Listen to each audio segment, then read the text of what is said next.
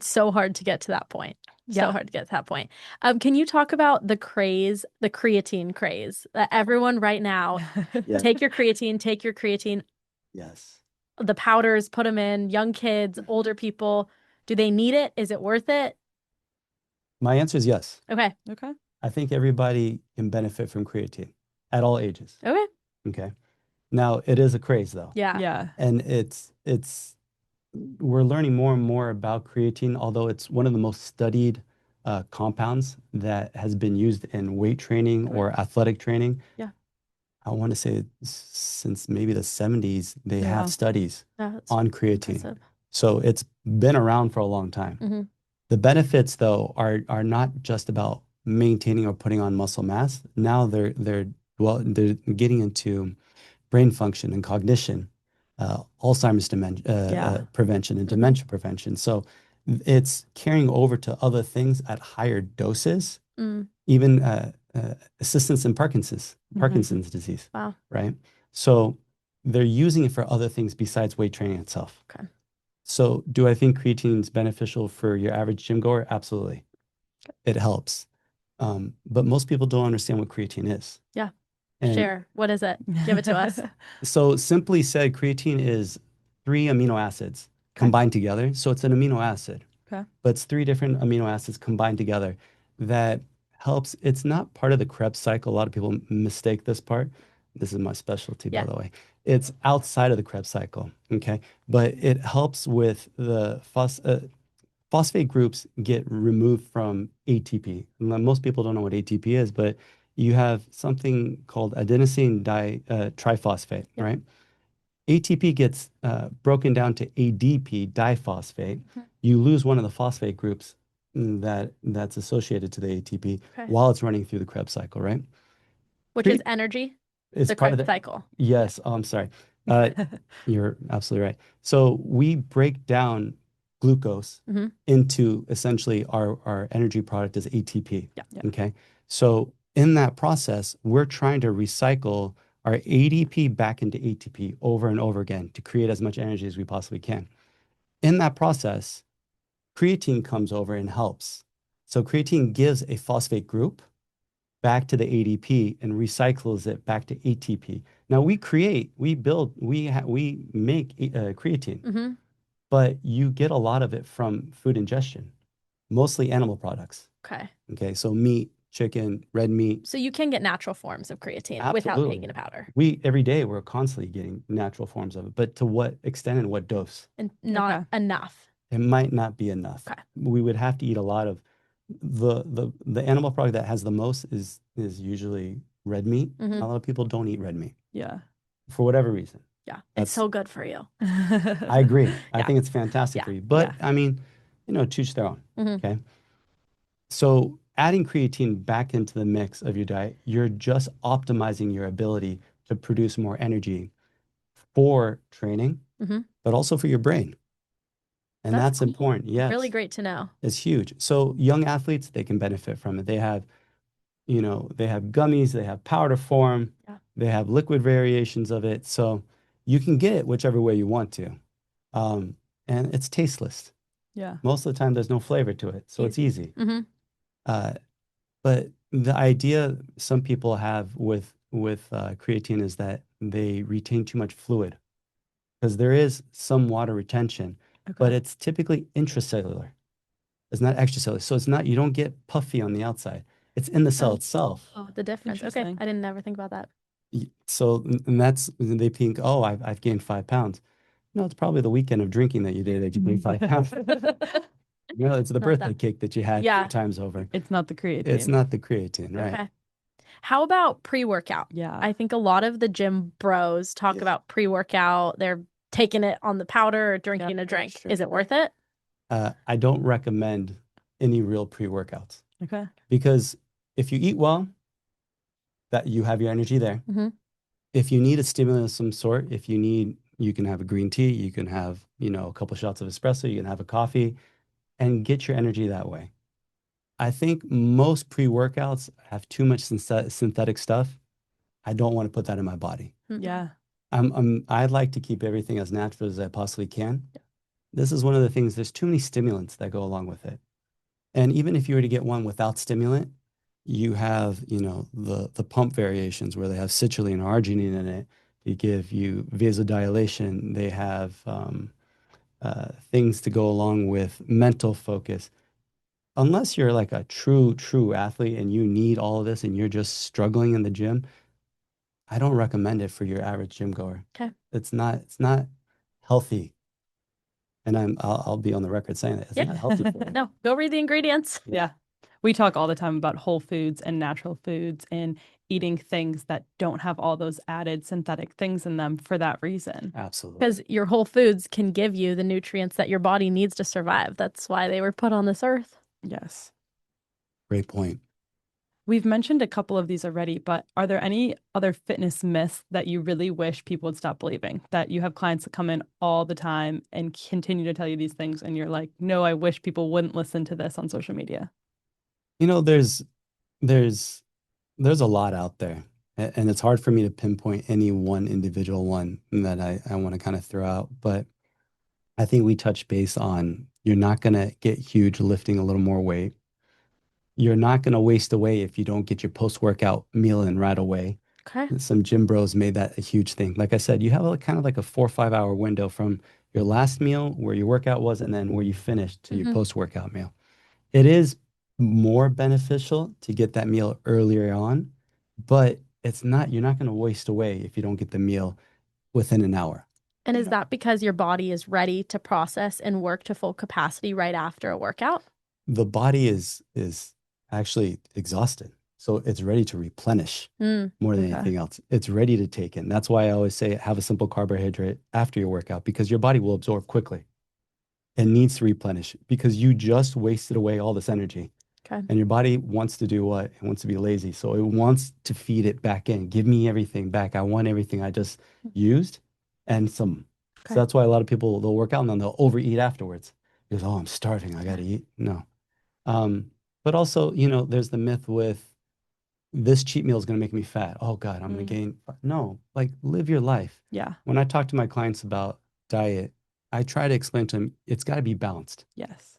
You're not, unless you're training to be a bodybuilder and you need to drop your body fat percentage into the low single digits, live your life and be happy. It's okay to have a pastry. It's okay for you to enjoy the simple things that make you happy, as long as they're not unhealthy. Like alcohol is unhealthy. To a certain extent, some people can get away with it, but it catches up with you over time. Other myths that you can go over have to do with some people think we can talk about steroids. A lot of guys, young guys, they'll get on steroids thinking like, oh, I need to bump up my testosterone as high as I possibly can. But they don't understand the repercussions of doing so. Like the backside. You may be destroying your own natural testosterone and not be able to have kids later. Yeah. And then later on in life, you're trying to have a family and you're not capable. Can you explain why zero. that kind like Oh, sure. I mean, simply put, when you're taking exogenous something that's outside of the body's production itself, you are going to reduce your own production of it. So your natural production of testosterone goes down when you take exogenous testosterone. Because your body doesn't have to produce it on its You own. have to produce it. That's why one of the side effects from steroids, from people doing steroids, is shrinkage of their testicles. Infertility. Infertility comes right into play right there. And so you'll see so many guys, they want to have kids, but they can't have kids, or they really struggle, conceiving at that point. So yeah, that makes sense. I think what you said, just when you're putting something in your body that's not meant to be there, it's going to mess up different processes. And so that's good to know, I think, for anything. Sure. Your body's not going to produce it on its own if it's being given it. It'll slow down at the very least. Yeah. There's things that can, in general, they'll complement what you are producing. Okay. But this is one of those like things. Creatine. Exactly. Complement. Okay. Complements. When you take in omega fatty acids, for example, complements. It's not going to stop your own production of vitamin D and vitamin E and whatnot. Okay. But this is one that I see too many young guys. They get into the gym, and this is the funny part. You think you're going to lift weights. They're lifting weights. They're trying to lift as much as they can, but they're not putting all the muscle they think they're supposed to be getting. So they revert to doing something like steroids, taking testosterone. getting stuff off the streets. And now, don't get me wrong, TRT is great for people when they're older, Okay. right? When their own natural production's low Yeah. and they need that bump to go back to a normal level. Fantastic. Good for you. Mm-hmm. But young kids, young guys, I would tell them, like, think about this a little bit. Okay. Yeah. Is this really what you want to do? Because is it worth the repercussions that are going to come Mm-hmm. along with this? There's a lot of issues that go along with steroids. Also, the effects on your heart, your cardiovascular system. It's hard on you. You get something called cardiomegaly. Your heart can enlarge in size, right? And that's an issue. You will have heart issues later on in life. Wow, that's scary. You can lose your hair, Wow. go bald. You grow hair all over everywhere else. Okay. So they get back hair, they'll finally grow facial hair. Some guys, It'll come then. Okay. Yeah. But this is one of the things, like, for young men, I like to tell them, like, don't take that route. Yeah. You don't need to. Okay. Go a Not more necessary. natural route. Absolutely. Natural route. I think it's important to think about aging, and we've talked about this in other episodes too, but just how people a lot of times, like, what we're doing is to help ourselves further down the line. Yeah. And when people are young, they're like, oh, I'm young, I can do all these things now, and it won't matter in the future. Can you talk even a little bit about muscle mass and how that can change as you age and the things you might need to do to change that? So as we get older, we have a problem called sarcopenia. We lose muscle mass as we're getting older. And that's why I say protein intake needs to increase, because our absorption goes down. We naturally lose bone density and muscle mass as we age. So at some point, you can get something called osteopenia or osteoporosis, that the bones really lose their minerals. And then you lose muscle mass along that. That's why weightlifting is such an essential thing. And you can start at any time and kind of slow down or reverse the process to a certain extent. They show studies with, individuals in their 70s that start weight training and their muscle mass goes up. They get like a 22 to 27% increase in muscle mass. They reduce or can stop the signs of osteopenia that they have. So that's reduction in bone density in itself. Mm-hmm. And it doesn't take a lot. You don't have to go into the gym and deadlift 400 pounds. Yeah. They've shown studies in older women where they just jump for 5 minutes at a time will increase bone density for them. Wow. 5 minutes every day. Just jumping, just jump up and down. Not like full jump, just a hop, you hop up and down, because it's a compounding sense that's occurring in the bone itself.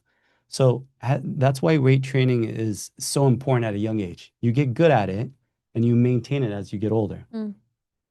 You can do it when you get older and put on some muscle mass or reverse the process that's already happening. But everything's easier when you start it younger, because it becomes part of your life. It becomes natural, and your mechanics are probably going to be better. Yeah. I love it. I think that's something, like, we've both more recently in the last year and a half, 2 years started the weight training, but before our generation was so cardio craze, especially the girls. I have to run, I have to do cardio, or even just like the little Pilates to be toned. But there's a lot more studies coming out on the benefits that you can have by lifting heavy, weight training, building muscle. So, I mean, you're kind of referring to the cardio bunnies. Bunnies, yeah. Cardio bunnies. So you see them at the gym, they're on the treadmill, they're on the elliptical, they're on the Stairmaster. Now, I'm not one to say don't do cardio. Okay. Cardio is great for your heart. You can get great cardiovascular training with weight training as well. Okay. Now, muscle development is what's going to keep you younger for longer. Cardiovascular health is fantastic just for the heart, for the arteries, for the veins. Everything needs to work. You got two pumps. I think we were talking about this the other day. Yeah, we were. You got your heart, and then you got your calves. Your calves are pumps. They push the blood back up to the heart. All those muscles have to flex. So I'm not gonna, poo-poo on cardiovascular training, but I do think there's a place for weight training for everybody. Yeah. A little bit of cardiovascular training is fantastic because it makes your output better for the weight training itself. Okay. The better your cardiovascular is, the easier it is for you to get multiple sets in or to push further while you're training in weights. Oh, they coexist and really can work together well. Yes. Okay. And so they complement one another. Yeah. So, and there are certain cardiovascular things you can do that develop muscle. Like, for example, have either one of you guys I know you have you been on an assault bike before, an echo bike, an air bike, essentially? No. They've been around forever. The fan. But it's got a fan. There's so much resistance with one of those. Or if you ever row. So hard. or if you're on a row machine Yeah. or you're rowing outside, that's cardiovascular, but Yeah. you build muscle while you're doing that. Mm. Now, some of the movements are more concentric based, and some of them go concentric, eccentric, concentric, eccentric. So Yes. you have a push and pull with it. On the air bike Yeah. or like an assault bike, Uh-huh. those are you're constantly in a push, constantly in a push. So you're always flexing the muscle. There's no pull in that. So you can get bigger legs. You can develop bigger calves out of the muscle. So that's muscle hypertrophy in itself, right? But it's not something you want to do for 30 minutes because it's so exhausting. It's Yeah. hard. That Yes. makes sense. It's hard. But it complements weight training in itself. If your cardiovascular is awful, and that's kind of where you start with people, you want them to have the stability and endurance.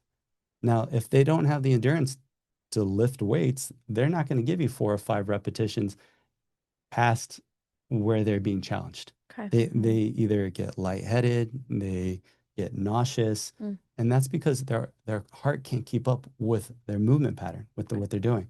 So I try to create better cardiovascular health first, Mhm. and then implement the strength training with my clients, especially in the beginning, because you can't go straight into strength training with a good number of people out there when they first start. They don't have that cardiovascular output to be able to get a full set in or to get a full workout in. You doing 4 repetitions of a body weight squat, I know it's something, Yeah. but when you get to 8 or 9 repetitions, and then we're talking about body weight, and you're struggling, you can barely do it. Your mechanics are going uh, all haywire because you're so exhausted. That's where it really comes into play. So you got to develop stability. You got to create some endurance, Okay. and then you can focus on strength. So they complement each other, but you don't have people doing both all the time. Yeah. They either focus too much on the cardiovascular aspect because they Mhm. think, I don't want to get big. I don't We want to see get that bulky. so much. Yes. And it's usually with my female clients. You're Yeah. absolutely right. Yeah. And they're afraid to eat. Mm. They're afraid to eat, to put These in girls need food. to eat their food, eat the protein. You're not, and that's why carbs get like such a bad name. I know I was talking about like Mhm. if I'm talking about weight loss, I reduce carbs on my clients, and I'll reduce fats essentially too. Don't get me wrong. Okay. The one thing I don't drop as much is their protein intake, but what's essential is the protein and fats. Your carbs are not that important to me, especially if you're not training for a specific sport and I need you to be performing at a certain level. That's not as important to me unless it's affecting your hormone levels somehow. Then Okay. we have to readdress the way that the diet is going. But eating is just as important as the weight training itself. Mhm. You got to be able to replenish what you ate. Your body. Yeah. You got to build back up again, and then you revisit it. Yeah. Rinse and repeat. 100%. So if someone's doing cardio and weight training in the same workout, do you recommend they do cardio before weight training or after? So if my goal is for them, let's say they've been training for a little bit, so the cardio output is good. Yeah. Okay, so they're healthy. I would recommend a short warm up in the beginning. Okay. I wouldn't exceed more than 10 minutes because after that, you're just burning too much of your free sugars that you should be using for the weight training itself. Makes sense. And then I'd have them do their cardio after the workout, if that's what they want to do. Something steady state, Yeah. doesn't have to be super intense. I'd rather you burn most of that energy weightlifting. Okay. Let's focus on breaking down the muscle. Let's get you to build some muscle. And then I want you to do some steady state cardio after 20, 30 minutes. Yeah. And that should be best for you. If you're burning all your sugars on the front end of your workout, we're not really focusing in much energy for the weight training itself. Mhm. You're making it far harder for you to lift heavier and heavier weights, Okay. pushing yourself for that next rep. Because the idea of weight training is about getting closer and closer to that point of failure. If you have too many reps in reserve, you're not getting much out of the movement patterns that you're doing. Mhm. That's why I say lifting 5 pounds for 20 reps, probably lift another 20 reps and you won't have a burn. You won't be exhausted. You won't be at a point of failure. But if you lift that 10-pound dumbbell for 10 reps, 15 reps, you might be 4 or 5 reps away from failure Mhm. if you're starting off. And why is that term like working towards failure? What specifically is that do good for your muscle? So it gets so fatigued? Yes. So, I mean, the number one thing for muscle development is mechanical tension. So you want to do the movement in such a way that the mechanical tension is being applied properly through the range of motion of what you're doing.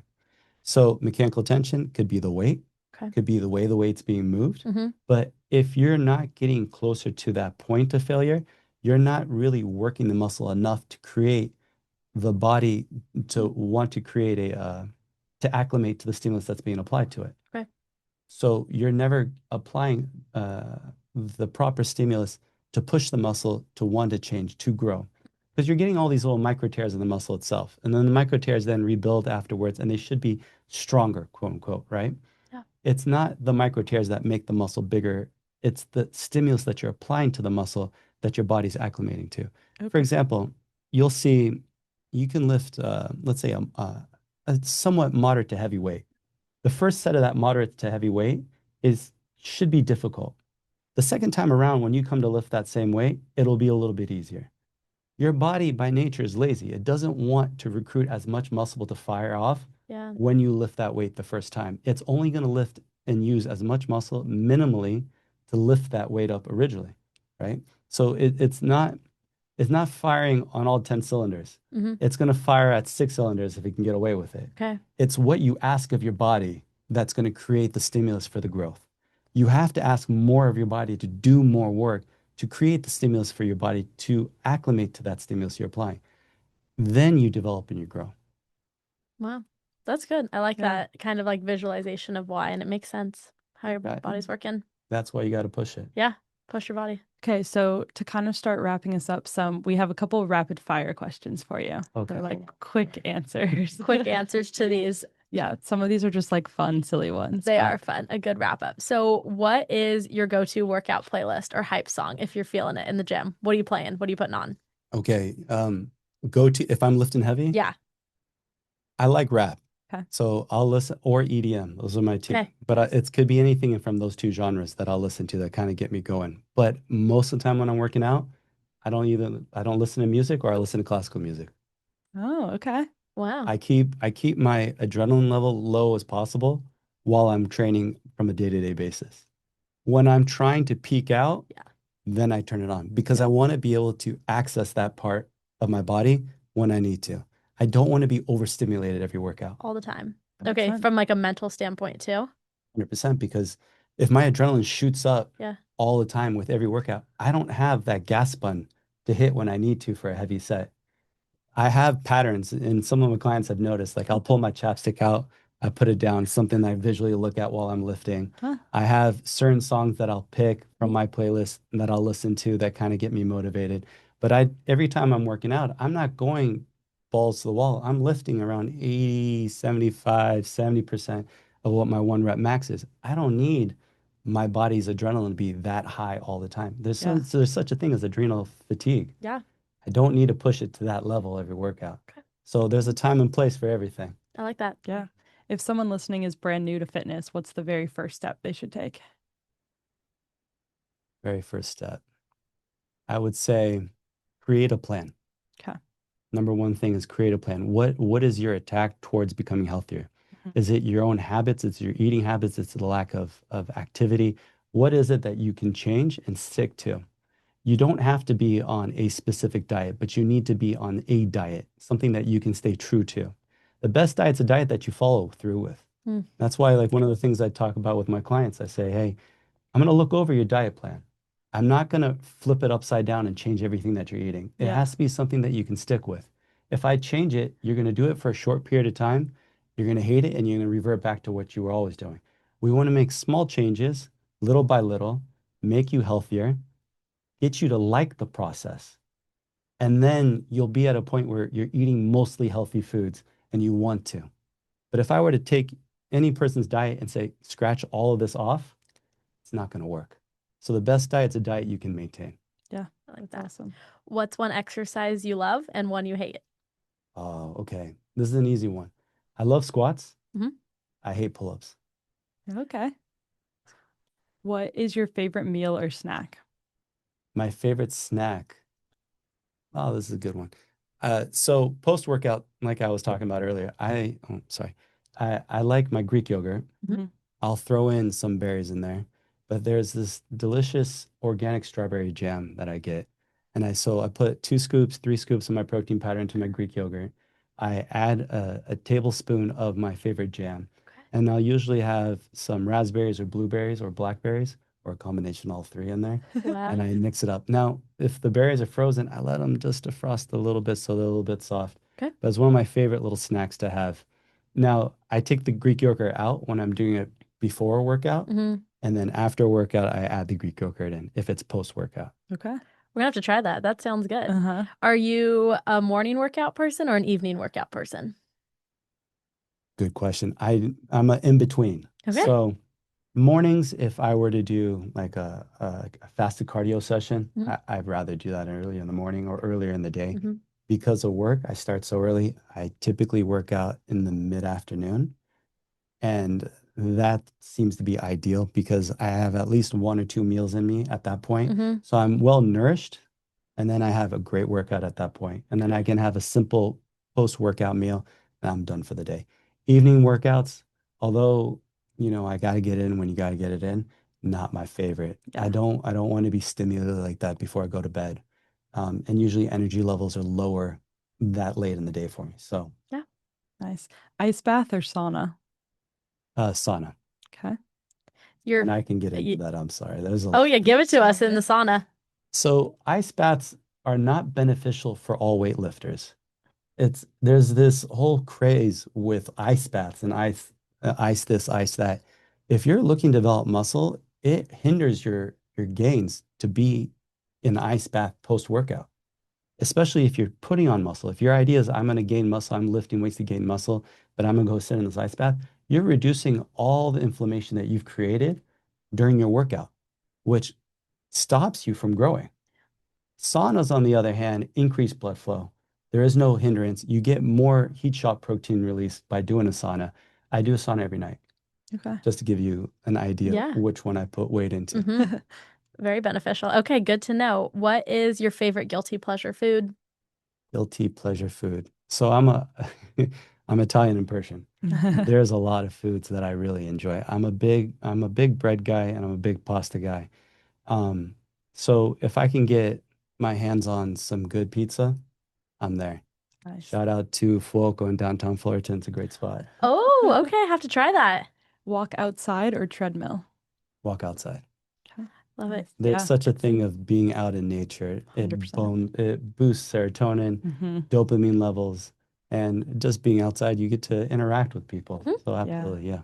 We love that and talk about that a lot. And the last question that we ask all of our guests who come onto the podcast is if someone had to take one step towards better health today, what is a piece of advice that you would have for them and where they should start? The most important thing I would say is stay consistent. You need to stay consistent with this because it is an upward battle. It is not easy. Mm-hmm. As much as you think, you have motivation, forget about the motivation. Motivation is very fleeting. Be consistent. The discipline has to be there for this.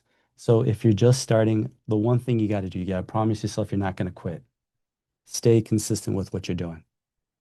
Yeah, that's awesome.